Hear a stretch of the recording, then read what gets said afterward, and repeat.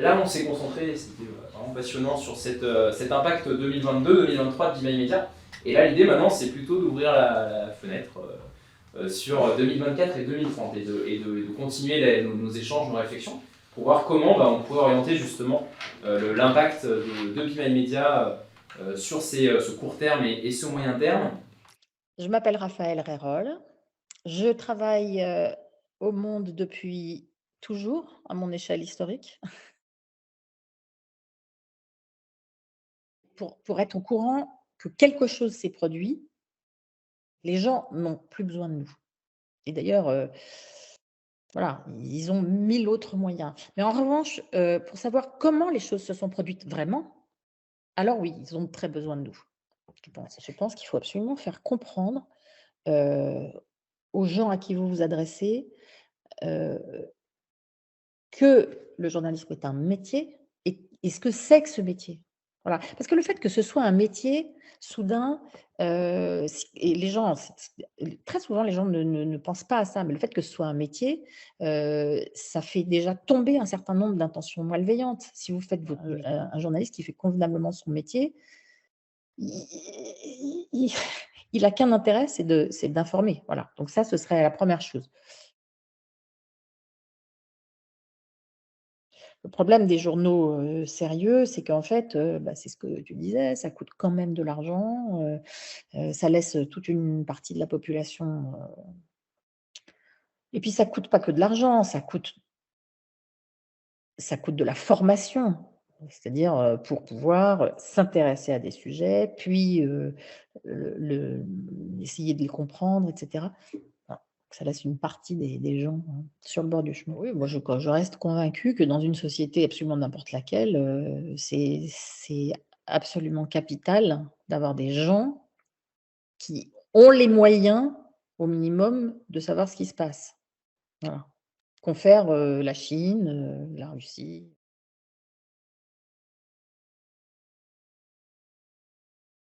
Les enjeux, en fait, ça va être de développer aussi la capacité à apprendre tout au long de sa vie, parce qu'on voit bien que finalement, là, on parle surtout d'étudiants, et cetera, mais en entreprise, on pense que les adultes sont éduqués et presque on n'a plus rien à apprendre. Donc, c'est intéressant de s'ouvrir. On parlait des personnes qui lisent toujours le même, les mêmes journaux, enfin le même journal. Et on a bien sûr une attirance par rapport à une sorte de marque et les valeurs qu'elle porte. Mais du coup, c'est vrai que ça nous enferme aussi. Et c'est difficile ensuite de s'ouvrir sur d'autres points de vue. Et puis, pour moi, je trouverais intéressant aussi d'avoir une forme d'éducation aussi à la façon dont fonctionne le cerveau pour s'ouvrir davantage aussi, pour s'adapter à l'incertitude et mieux collaborer en fait. Et peut-être que ça pourrait aussi faire partie du parcours Be My Media aussi, d'avoir une façon de mieux se connaître et mieux connaître son fonctionnement. Euh, je trouve que aussi l'impact de l'intelligence artificielle est à ne pas négliger. Peut-être qu'on commence à parler de labels sur les articles. Est-ce qu'on pourrait savoir s'il est composé à tant de pourcents avec l'intelligence artificielle? Pareil pour les photos. Moi, je me demande aussi, je suis une fan de photographie argentique, si on ne devrait pas aussi obliger les reporters à avoir une pratique de la photo argentique pour pouvoir montrer le négatif source et être sûr que ça ne fait pas partie d'une déformation intelligence artificielle. Et puis l'enjeu, je pense, ça va être de rendre plus attractif tout ça. Moi, j'ai le même problème sur les sciences. En fait, on se rend compte que les articles scientifiques sont les moins lus. Mais il y a aussi cet enjeu de rendre attractif les actualités. C'est pas très attractif pour les étudiants, et comment faire en sorte d'avoir une porte d'entrée vers ces sources. Il y a un enjeu de fond qui est lié au fait qu'on est en train peut-être de faire évoluer un modèle à la fois de production de l'information, d'édition de l'information et de réception d'accès à l'information qui s'est constitué pendant plusieurs siècles. En fait, c'est le modèle qu'on a connu jusqu'à la fin du XXe siècle. Et clairement, il évolue de toutes parts depuis une vingtaine d'années. Il évolue sur le plan économique, ça pose énormément d'enjeux, donc elle l'a rappelé tout à l'heure, mais si vous regardez par exemple les investissements publicitaires sur le marché français, on est à peu près au même niveau aujourd'hui que dans les années 2000. il y a eu des augmentations, des baisses en fonction des crises économiques, mais il faut regarder en parallèle combien d'acteurs se financent aujourd'hui par la publicité. Donc vous avez toutes les plateformes qui vont capter une manne financière qui est importante, et vous avez aussi toutes les initiatives qui sont plus ou moins individuelles ou plus ou moins organisées, tous les influenceurs par exemple sur les réseaux sociaux qui captent une partie de ces recettes. Donc ça pose des vraies questions sur l'avenir du modèle de production classique de l'information par les médias. Il y a la fragilisation de la confiance en général dans les élites et dans les médias, et ça c'est un mouvement de fond, donc on en parle pour d'autres sujets dans la société, mais cette critique, on va dire, des élites ou des institutions, elle concerne fortement les journalistes et les médias. Donc on est en train de il n'y a pas de rupture pour l'instant. Les médias ont fait des efforts d'adaptation, cherchent à aller au plus près des publics, etc. Et puis des initiatives comme la vôtre vont dans ce sens-là. Mais quand même, on voit qu'il y a de plus en plus d'éloignement, de distanciation entre les publics et ce modèle classique. Alors dans ce contexte-là, s'il y a un enjeu particulier à citer, il y en a plein qui ont été évoqués, l'intelligence artificielle, tout ça, c'est vraiment des choses qui doivent nous interroger sur le fond. Et moi, je dirais qu'il y a quelque chose qui est très important en matière d'éducation aux médias, c'est de faire comprendre ce que c'est que le travail des journalistes. Nous, notre priorité pour l'éducation aux médias et à l'information en 2024, c'est redonner de l'espace pour le temps long et essayer de vraiment insister sur la nécessité du temps long, ce temps qui est nécessaire pour comprendre, analyser, se faire sa propre opinion, versus je regarde TikTok 20 secondes ou je regarde une vidéo YouTube qui en 1 minute 30 me décrypte toute l'actu de la journée. Donc c'est vraiment redonner toutes ces lettres de noblesse en fait à ce temps long et en parallèle favoriser la pluralité en fait, parce que c'est aussi ce que permet ce temps long. Quand on dit comprendre, analyser, se faire sa propre opinion, ben nécessairement c'est avoir une pluralité qui permet d'assurer une lecture critique de l'information. Donc ça c'est l'enjeu global, et pour Be My Media, donc de façon simple, à partant de ce qui existe déjà, accentuer l'effort sur le comparateur de points de vue, et après des idées peut-être un peu plus fun, de créer des sortes de mini-défis, des petits trophées à obtenir, donc avec l'idée gamification. Et un des défis, ça pourrait être aujourd'hui essayer de lire un maximum d'articles de sources différentes, ou des choses comme ça, ou essayer de pratiquer l'information pendant tant de temps, si on arrive à tracer le temps passé dans la lecture, mais faire ça sous forme de mini-défis en fonction des objectifs qu'on se fixe. On s'est donné 2 grands objectifs, certainement adressés par Be My Media, parce qu'on est vraiment dans notre axe sensibilisé, on s'est mis vraiment dans ce cadre-là. Premier objectif, de pouvoir mieux développer la data avec un objectif pédagogique. Concrètement, on imaginait une solution en disant comment on analyse le cheminement de la diffusion d'une information pour du coup rendre visible que voilà, il y avait une information, comment elle était reprise par Twitter, reprise par mais avec une vertu pédagogique qui permettait aussi de retourner la question des biais. Et deuxième objectif, c'était de dire mais comment on comprend et comment on s'adapte à notre cible, parce que depuis tout à l'heure on parle des étudiants, etc. Mais au-delà des regards qu'on peut toutes et tous avoir, comment on les prend en compte en fait dans la réflexion qu'on a depuis ce matin. Alors après, c'était de dire on peut déjà analyser les conversations qu'ils peuvent avoir sur les réseaux sociaux, sur le web, ça se fait. Ils analysent leurs conversations sur le sujet pour avoir un état de là où ils en sont. Et puis, comment on intègre, alors je ne sais pas, dans la réflexion de Be My Media, est-ce que c'est un collège étudiant, est-ce que pour avoir les utilisateurs en fait, parce qu'on en parle depuis ce matin, mais je me dis comment on les intègre, c'est la discussion qu'on avait, pour adapter à la fois le support, parce qu'on parlait, à un moment vous avez parlé tout à l'heure de l'audio, de la vidéo, de l'écrit, etc., adapter les supports, le type de contenu, de comment mieux les accrocher, les engager. Parmi les points qu'on avait listés, vous les avez à peu près tous cités. Le temps long, effectivement, c'est un point qu'on avait mentionné, l'intelligence artificielle aussi, mais il y a un point qui n'a peut-être pas encore été abordé là, mais qui a été effectivement abordé dans la vidéo, qui nous paraissait être intéressant, c'était tout ce qui est gestion des émotions face à l'information, en fait, accompagner les lecteurs sur la gestion de l'information, peut-être aussi les acculturer sur est-ce que dans la construction de l'information, on sait qu'il y a une information qui peut être construite aussi beaucoup sur la peur. La peur, voilà, ça fait consulter, ça fait cliquer. Donc voilà, culturer aussi les lecteurs sur cette dimension-là. Pour vous donner une illustration, alors très superficielle, mais on parle beaucoup d'écologie évidemment depuis quelques années et d'éco-anxiété. Et la gestion de l'éco-anxiété, c'est un vrai sujet là actuellement, et donc je pense qu'on peut faire des parallèles relativement intéressants avec l'info-anxiété. Donc je ne pense pas que si on prend le temps historique des médias, je pense que ce qui a changé, c'est pas tellement le fait que le monde est beaucoup plus dangereux aujourd'hui qu'il ne l'était dans les années 40, par exemple, mais ce qui a changé, c'est sans doute le rapport que nous avons avec le danger et notre capacité à gérer le danger ou à le contrôler.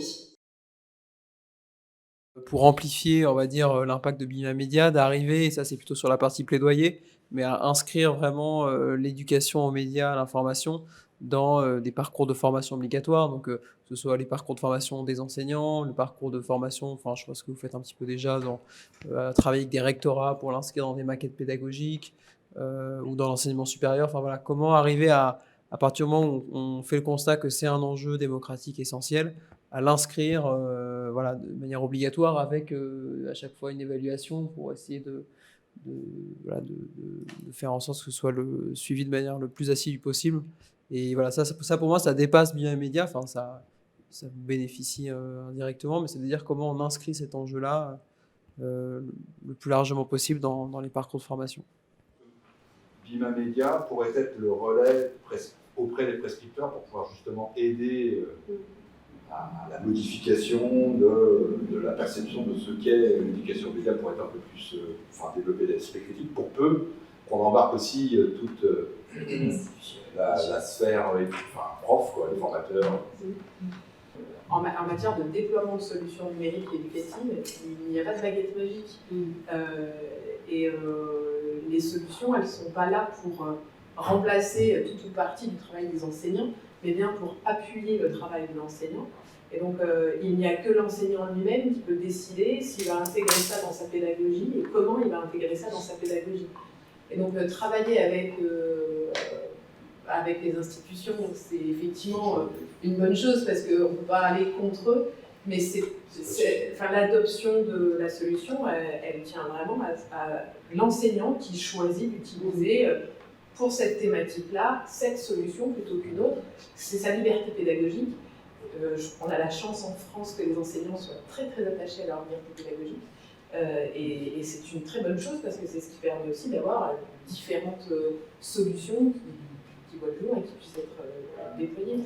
Donc il faut sensibiliser, ça servira à tout le monde, mais après, effectivement, je pense que le travail est un travail de fourmi, d'aller parler de ce que fait Bima Media à chaque enseignant. Un petit résumé peut-être des deux tours en fait qu'on a eu de réflexion. Je pense que sur le premier tour, le comité à mission a bien rempli son rôle, puisqu'on avait une volonté d'avoir à la fois un éclairage un peu scientifique avec des experts et un éclairage opérationnel aussi avec des différentes parties prenantes. Et il me semble, alors j'espère que je ne trahis pas nos propos, mais qu'on s'est quand même beaucoup questionné à la fois sur la question de l'engagement et de l'adhésion, comment on fait en fait pour rendre accessible l'information à tous, ce qui veut dire finalement engager et faire adhérer un maximum de personnes. Et là, on a aussi mis en avant le sens opérationnel des choses et à contrario du sens éducation ou citoyen, où là on est tous d'accord que c'est important d'avoir un esprit critique, etc. Mais comment on fait de façon opérationnelle? Et ça, je trouvais que c'était très intéressant aussi de faire revenir le débat sur les fondamentaux. Et on s'est intéressé d'un point de vue aussi un peu scientifique au postulat de départ. Pourquoi en fait c'est si important et comment on fait pour le transmettre en fait aux gens?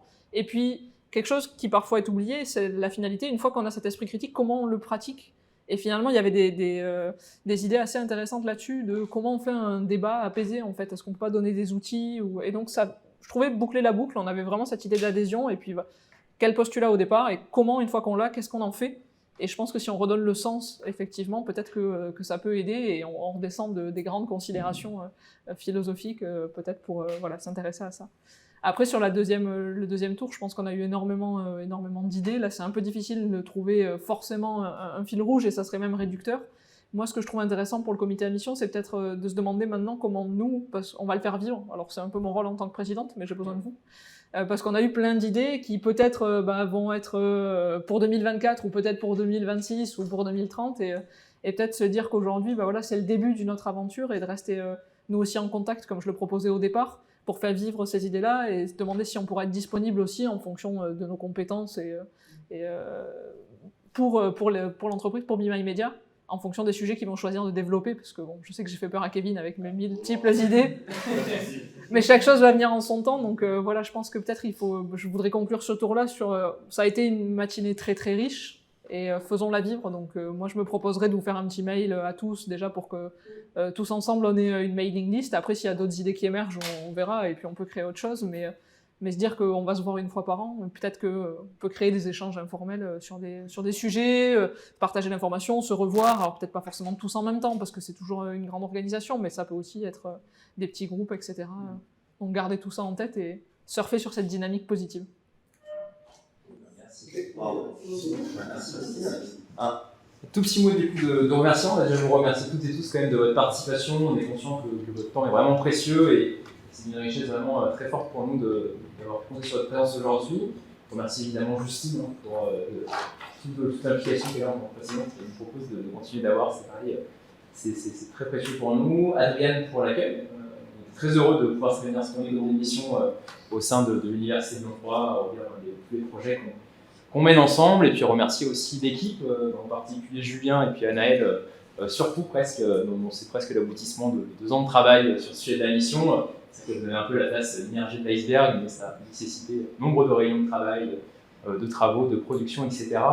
Vous dire qu'on va, donc évidemment Audrey et Gilles, qui est derrière Gilles, qui fait l'intendance depuis ce matin sur le marketing, la vidéo. Évidemment, on vous soumettra cette vidéo avant de l'exploiter. On vous en précisera les conditions d'exploitation, notamment pour l'ODI, l'organisme tiers indépendant qui va auditer le fait qu'on essaye de mettre en œuvre la plus belle des manières cette station d'entreprise à mission.